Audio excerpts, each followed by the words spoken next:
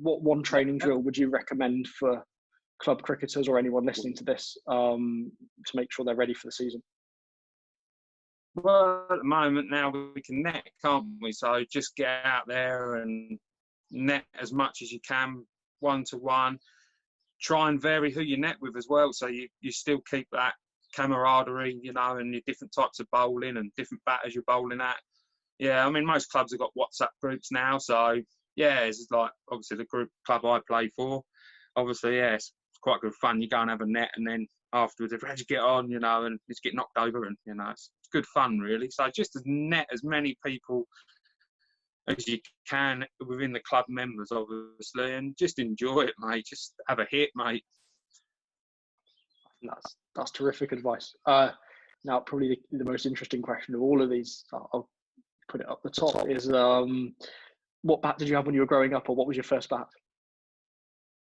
Oh, I used to like the old Gray Nichols scoop bats, mate. Brian Lara used to have them, but then, and then I got off-cast bat, which my cousin gave me because he was at the county at the time, and it was either one of John Childs' old Stuart Sturridge bats or Graham Gooch's. He believed it was Gooch's, and I always remember it was a little bit heavy for me. I always remember my granddad, we didn't have any grips, and he cut a bicycle inner tube, put it on there, and I think 3 days later we played at Ashton Cricket Club I think it was about an under-15s game. I must have only been about 13.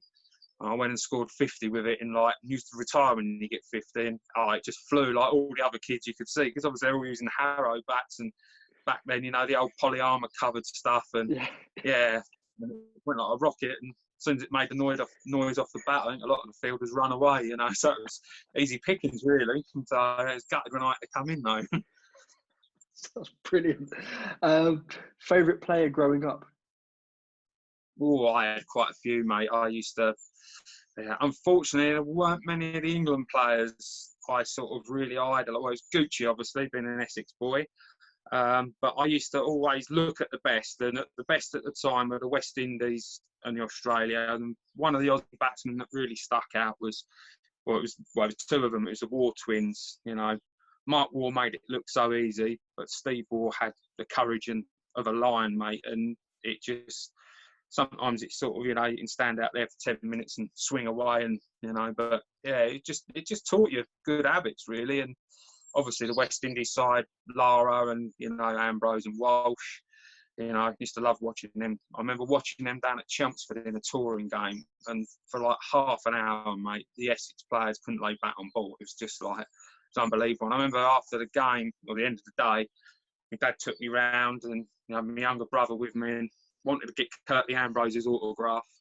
And I always remember him getting the autograph and like patting me on the head. It felt like, you know, he was about 100 foot tall, you know. I think when you're a kid, everybody seems that bigger and better than everybody else, don't they, you know? And it was just good times.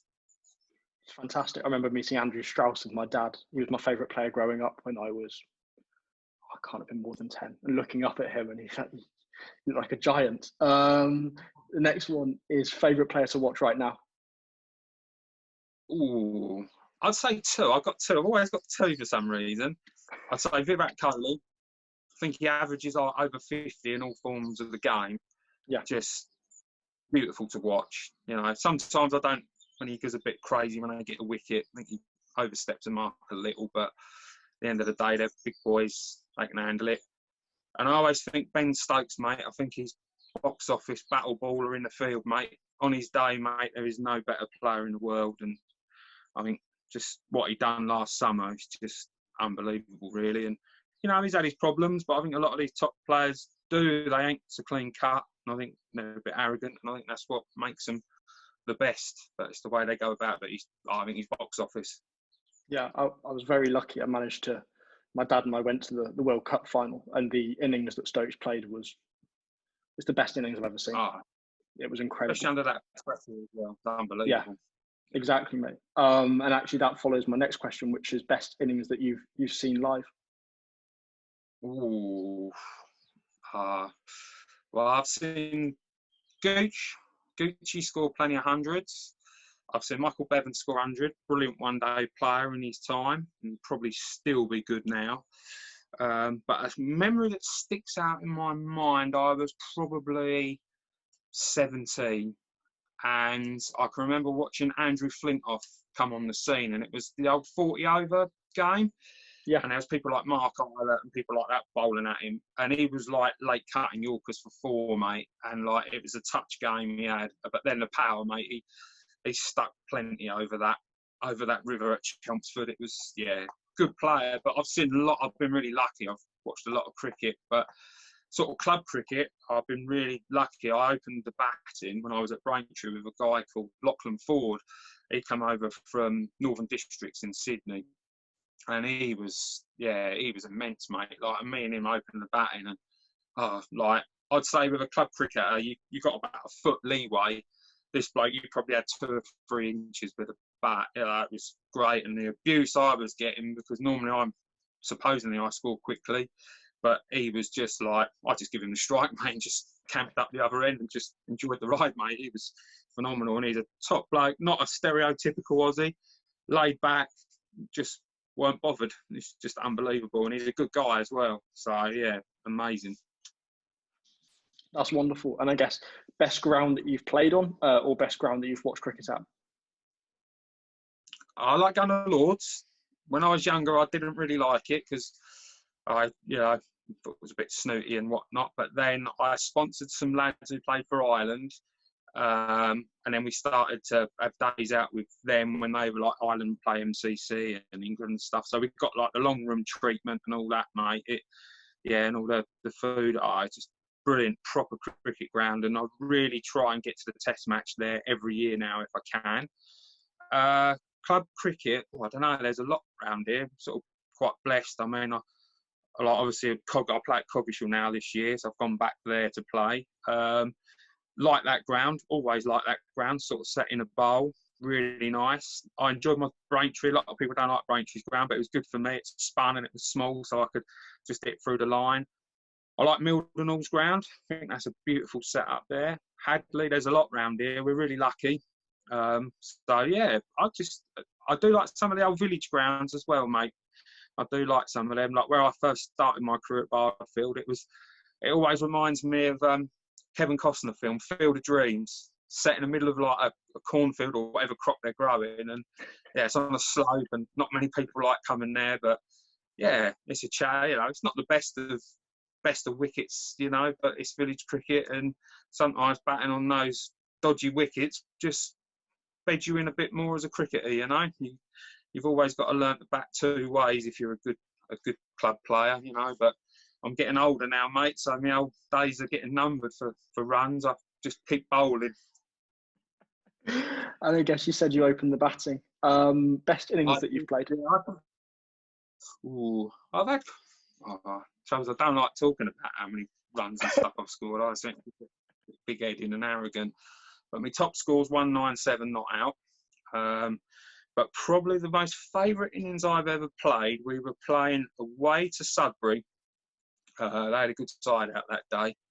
My brother don't play cricket anymore, unfortunately. He's quite. Me and him used to bicker and argue like hell. But yeah, we were up against it that day. We'd lost some wickets, and he'd come in, and and we were all out. We lost by about 10 runs. And when he got out, it was the real doing of it, because he was the only one who managed to sort of stay there. I mean, I think we were all out for about, it was a low scoring game. We were all out for about 160 chasing 170. I think I was about, 110. But he just stayed there with me when normally I'd have to sort of drop anchor for him because he didn't really have much patience to stay around. But he done really well that day and he dug in for me. But yeah, we got one that just kept low and just bowled him a bit. And yeah, I think if he'd have stayed with me, we'd have won. But it was nice just batting with my brother, and one of them sort of memories you're never sort of going to forget, really. But yeah, I've enjoyed a lot of innings I've played, but trouble is I've got to sort of forget some. I think when I was younger, I didn't really appreciate the runs and wickets and that you get, and it's only when you get older you start to sort of really sort of appreciate what you did and what other people did as well, and the game has changed a lot now. It's a lot more I wouldn't say sledging or abuse. It's more sort of a bit more full on now, where when I was a youngster growing up. You know, maybe it's because I was young, they didn't attack me for any abuse or anything. But I think it's changed slightly. There's a bit more football culture coming into some leagues, you know, which it is what it is. You just got to get on with it. And, you know, most of the time they are good guys off the pitch. They just want to try and unsettle you, I suppose. But you just got to take it on the chin and walk off. Yeah, I mean, 197 not out. That's a proper knock there. In terms of life outside cricket, what's your favourite TV show to watch or movie to unwind to? I ain't a great television watcher, to be honest with you, mate. I do like the old war films, mate. I do like some of the old war films. So really, I like wicked tuna. So I like my fishing as well. I just find it fascinating how these guys go out and, you know, catch these great big tuna and stuff. And, you know, quite tempted to have a go myself, to be honest, and see if I can reel a few of them monsters in. And I guess you said it, if you're not a massive TV watcher, favourite book, whether that's cricketing book or anything else? Ooh, not really a big book reader. I do like, I've got quite a few autobiographies. I've been lucky where they've been signed and stuff, but I started to read the Marcus Trescothick one. Yeah, it's very interesting. See what he sort of went through. But yeah, there's a lot more mental side of sports at elite level than probably we give them credit for. And you know what it's like. You sit on the side. What do you do that for? Well, what's the matter with him? And you know, sometimes you know the old mind can be a dangerous thing. So that was what I read was quite interesting. But yeah, I'm a terrible book reader, mate. It's got to have pictures, mate. It's got to have pictures for me. I guess we're talking about life outside cricket. Other sports that you're interested in or watch? Yeah, well, it's quite well. You know, I like me fishing, all sort of formats of fishing. Play a bit of table tennis when we were allowed. Obviously, I played football and rugby and stuff when I was younger, but I got into a bit of cycling. I wouldn't say I'm, you know, one of these diehard cyclists. You know, I just go out and have a pedal. But yeah, no, cricket's a big thing, really. You know, I love me cricket, always have done. You know, I like my football. My son's just started to get into football. So I started to watch that again and find the ins and outs. And I mean, he's amazing, all the stats he knows. I think when I was probably his age, there weren't that sort of stats about. You know, he used to argue about who was the best player and he didn't really have nothing to back it up, really, you know. He used to sort of go on the teams they played for, but he knows all the stats. And so, yeah, trying to get into that a bit more, but it's worse than cricket, mate, for stats, football now. Oh, it is. Yeah, my best mate's encyclopedia with it.